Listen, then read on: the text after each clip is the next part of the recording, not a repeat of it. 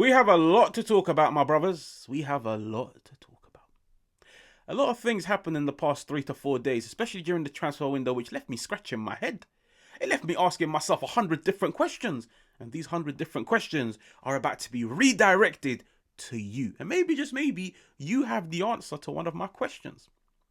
Now, I know you guys love the edited videos with the fancy intros, but to be honest, today's video is going to be the video where Haj just sits down and speaks to the camera. Just Haj speaking from the back of his head. Haj sharing all of his thoughts with every single one of you guys. So if you love the edited ones, I apologize. I'll get you on the next one. Make sure to like, make sure to subscribe. This channel is nothing without you guys, and that is a fact. That is one of the biggest facts in life. Continue supporting the channel. Now, let's start off with Igli Tare. To keep it short and sweet, I feel like he's done a very, very, very good job. For someone that walked in straight after the Serie A campaign by 2-3 weeks, hardly any preparation, he hit the ground running. No summer holiday, no summer break, new environment, new camp, new problems. Walks in, hits the ground running. He's impressed me the most when it comes to the amount of money he's generated. Tare has generated 170 to roughly 220 to 230 million if the Yunus Musa deal goes through, which is a 25 million deal with Atalanta, 20 million with Bournemouth for Alex Jimenez. Pobega from Bologna, I believe, is about 10 million. Milan have generated between 170 to 220 million. And none of the players that they sold, none of the players that Tare has sold, would any Milan fan look at and say, Tare, you sold the wrong right back. We should have kept Emerson Royale. Tare, you sold the wrong attacker. We should have kept Okafor. Besides Tijani Reinders, I feel like no other player that left splits opinions.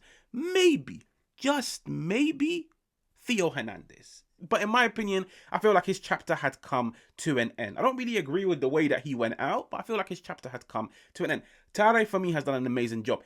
But the thing that leaves me scratching my head is this team needed some reinforcing. And when I say reinforcing, like, it needed players, let's just say, in the prime years of their careers. Players with experience, like players that can walk in and hit the ground running and have an impact as quick as Tare did as the sporting director. Milan generate 170 million. Milan go out and spend 160, 165. Like, Milan financially have profited. Before the video, I was looking at the numbers. Milan have financially profited. I don't know how I feel about that, because I feel like there was money there, especially when you look at the reports before the transfer window of Milan having the highest attendance at the San Siro, Milan generating X amount of money. Milan have money. The one thing that I feel like nobody needs to believe in, I don't know why I'm saying it to you guys, every single one of you guys will agree with this, the narrative that Milan doesn't have money to spend and Milan needs to sell in order to fund new transfers, I feel like that's the biggest lie on the internet within the football scene. Milan have money. Of course, they don't have PSG money. They don't have Manchester City money. They have money to fork out 30, 35 million for a Leone. They have 20, 25 million for a Comuso from Fiorentina. The money is there. The fact that Milan have now profited 5 million, and if Jimenez and Musa goes through, an extra 40, 45 million, I'm looking at it and I'm thinking that money could have gone into other areas where Milan would have looked better. But listen, Tare, for me, in terms of outgoings, I feel like he's done an amazing job. Even when you look at like the Richie deal, I feel like he's done an amazing job. And I genuinely feel like he will grow in this role. And this time next year, more experience, more familiar. He understands the people that he's working with better and better. He understands the budget in and around the club, what their goal is. Hashtag moneyball. I feel like next summer he will do far better. So Tare, for me, great start. Now let's talk about the incomings on the final day. Where do we start? Rabiot, let's just keep it short and sweet. Allegri loves Rabiot. Rabiot loves Allegri. I am more than certain these dudes have shared a honeymoon together. These dudes have had a romantic trip to Paris. There's just something about them two. They love one another. And to be fair, if they love one another and they can get the best out of one another, then it's good news. If you love somebody and you can't get the best out of them, boy, you better question that relationship. But them two, their relationship, it's good. They get the best out of one another. The only thing, this is maybe like my own personal interests. The only thing that upsets me about the Rabiot deal, and don't get me wrong, Rabiot for what, 8 million while still having a 2-year contract at Marseille is very good business. Yes, I know about the internal politics, the fight that he had with a Marseille teammate. It got to a stage where De Zerbi was like, listen, 2 rotten eggs, I need them out no matter what. I don't care if we sell them for a cut price. Rabiot is still a very good player. He's very well experienced. He understands the Serie A. He chips in with goals off the ball. He's great. The only problem is, I know Allegri loves him. Like, Allegri is going to use Rabiot like a bar of soap. The way people use a bar of soap in prisons. He is going to use him day in, day out, every single game in this area. I look at Richie and I say, without Rabiot, you couldn't start a game. With Rabiot, brother, you might not even touch the matchday squad. I look at Yashari, who's now going to have a massive setback. I still don't know how long he's going to be out for, but you have to bear in mind the fact that he hardly had a preseason with Milan. The fact that he comes into the camp and then he gets injured. He's now 4, 5, 6 steps behind everybody. Once he's fully fit, I wouldn't be surprised if we don't see much of Yashari. And to be honest, one game a week, I was actually looking forward this season to seeing that midfield of Yashari, of Richie, of Modric, watching them learn from somebody like him. I feel like both of them are about to get fringe minutes this season because Rabiot is a guaranteed starter under Allegri. Modric, based off his 2 performances, regardless of his age, he's just too good to bench. Modric is too good to bench at the moment. Rabiot, it's a good deal, but like I said, my own personal interest, I feel like he's going to take a lot from Richie and Yashari's minutes. The other player, what is his name? David Udogu. Listen, usually I come to these videos prepared. I don't know who he is. Like, to be completely honest with you guys, don't know who he is. Never ever watched him. Never even come across a highlight reel of him. As far as I know, only 2 Bundesliga starts.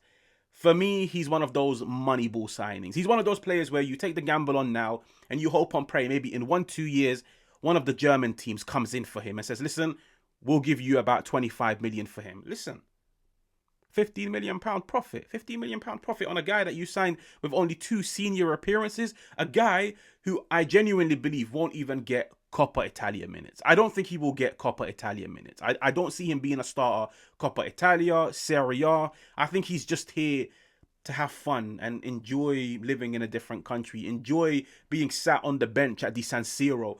I'd be very shocked if Allegri gives this kid any minutes. The same thing can be said about Afekemi at right back. I would be very shocked if Allegri gives him minutes. But that's now 20 million. 20 million on 2 young prospects that, based off Allegri, he doesn't really look like he's about to use. That 20 million could have gone somewhere else. That 20 million could have gone on a far more experienced centre-back, on a far more experienced right-back, somebody that can walk in and start. But fair enough, with the right-back position, Salamakers, he is undroppable at the moment. But when I saw the deal for David, I have to read his name once again, David Udogu, I didn't know who he was. I genuinely didn't know who he was. Then I'm looking at it and I'm seeing Milan wanted Akanji. When I saw the reports to Akanji, I was like, this is nice. This is very, very, very nice. The deal has become available towards the end of the transfer window. You have to pounce. You've only got 3-4 days to get this deal over the line. Manchester City were open to letting him go. Akanji was open to leaving. Milan wanted him. Inter wanted him. A few other clubs in Turkey wanted him. If Milan got their hands on him, he ticks all the boxes of what Allegri wanted in a centre-half, which is somebody that's physical, somebody that's mobile, somebody that's technical, but most importantly, somebody that's well experienced. I don't know the ins and outs. I don't know if I don't know if it's a matter of wages. I don't know if it's a matter of contract length. I don't know if it's a matter of how much Milan wanted to pay, because I've gone and seen how much Inter have paid for Akanji. It's a 2 million loan fee with an obligation of, if they win the Scudetto, they have to sign him permanently. If they don't win the Scudetto, they don't have to sign him. He goes back to Manchester City. Surely Milan could have agreed something like this. So the fact that they missed out on Akanji, the next target is Joe Gomez. Joe Gomez is actually a centre-half that I like. But Joe Gomez, yes, he has an injury history. His injuries haven't been that bad as of late. But I just feel like Milan could have done better than a Joe Gomez. They could have... Akanji was very, very, very good. Like, for the last 3-4 days, you're going to struggle to find yourself a better centre-half that will cost you 2 million in loan fees better than Akanji. Joe Gomez, I was seeing 15 to 20 million. Like, I was just thinking, if you had 15 to 20 million and you were more than happy to put it on a centre-back, why did you wait till the final days to go out and sign one? A month ago, 15, 20, 25 million would have got you Comuzzo from Fiorentina. I don't know, like, the last 3-4 days of Milan's transfer business genuinely came across like, if you fail to prepare, prepare to fail. Joe Gomez comes out of nowhere. David Udogu comes out of nowhere. Akanji comes out of nowhere. And I'm looking at it and thinking, like, what? Is it the performances in the Serie A that have, like, opened your eyes to, we can't really trust Pavlovic. We can't really trust Gabriel. We can't really trust Tomori. And the fact that it ends and they've gotten themselves somebody who I could put my hand up and say, I don't trust him as much as I trust Pavlovic, Gabriel, or Tomori. Like, David Udogu is not walking into this Milan camp and claiming a centre-back position. I don't even think he starts. So, for me, that's just a waste of a signing. I'm not even trying to be pessimistic. I'm not even trying to be harsh. It's just a waste of a signing. It's just a waste of 10 million. It's one of those signings that in 1-2 years' time, Milan will sell him off for another Bundesliga team. Maybe break even. Maybe profit by about 5 million. That's not the right thing to do. I feel like that's not the right thing to do, especially when you bear in mind it's a position where you needed to improve. If Milan had themselves 3 amazing centre-backs and they wanted to take a gamble on a young German kid, I'd be like, you know what, go for it. Go for it, because you've still got yourself 3 senior pros. I look at it, and personally, I've made it crystal clear. I don't trust any of Milan's 3 centre-backs. I forgot about De Winter. De Winter's the one that I trust the most. So that's the centre-back position. Then the Alex Jimenez deal came out of nowhere. Fair enough. I'm reading reports of him reporting late to training. Him and Allegri not seeing eye to eye. In Allegri's eyes, Jimenez is a rotten egg and I need to let him go. I don't really have an issue with this, mainly because I feel like sometimes as a new coach, you need to impose yourself. Sometimes as a new coach, you have to set the tone. You have to make an example of somebody. And this happens across so many teams. It even happens in business, like in your regular 9-to-5, your regular office job. Sometimes somebody might do the smallest of things. But to send a bigger message to everybody else within the camp, you're going to give him severe consequences. Just so people know not to step out of line. Just so people know not to take the piss. And I'm looking at the Alex Jimenez deal. Fair enough, reporting late to training. Fair enough, not having the best attitude. Jimenez, I was genuinely looking forward to this season to see his growth. I was looking forward to see his growth. I felt like he had a great preseason. Fair enough, Salamakers were starting ahead of him in the Serie A, but I felt like if there is one person to dislodge Salamakers, it is Jimenez. Dynamic, great crosser, great in the final third, tenacious, aggressive, so much more growth. When I saw that deal come out of nowhere, I was like, wow. Like, this is very surprising, especially when you bear in mind the 2 teams that wanted him. One, Como. Cesc Fabregas wanted him at Como. Listen, when you look at their recruitment, the way they scout players, the players that they bring in, the way they develop them, the fact that they looked at Jimenez and they were more than happy to go in for him, it tells you Jimenez is a good player. Bournemouth have got a great track record of signing players and developing them under Iraola in the Premier League. They went in for him. I don't know, like, fair enough. With that one, it's for reasons outside of football. And sometimes you need to let the camp know. I'm not a dickhead, all right? Let's just say it is what it is. Like, I'm not a dickhead. I'm not a mug. I'm not a fool. Don't play about with me and give me 50% in training and think you're about to start. Because you've stepped out of line, off you go, mate. You're on the transfer list, you're getting booted out of the club. Maybe, just maybe, Allegri, the board, were looking at it and saying, the opportunity has presented itself with Jimenez. Let's set the tone. Let's make sure everybody knows what's about to happen.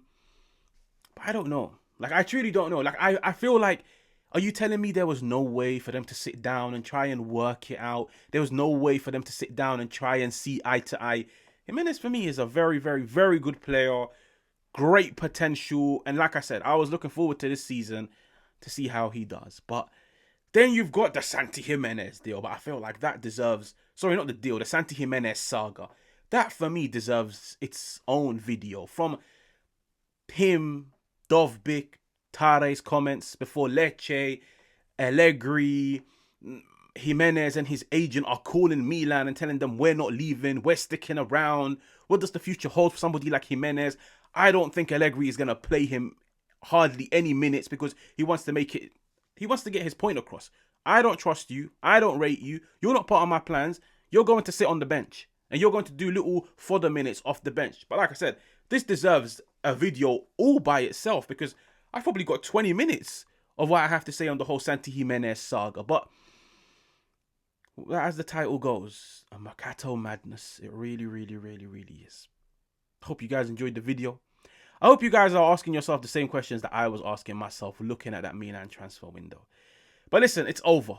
The only thing to prepare for now is the season. Let's see what the future holds. Make sure to like, make sure to subscribe, and I'll catch you guys on another one.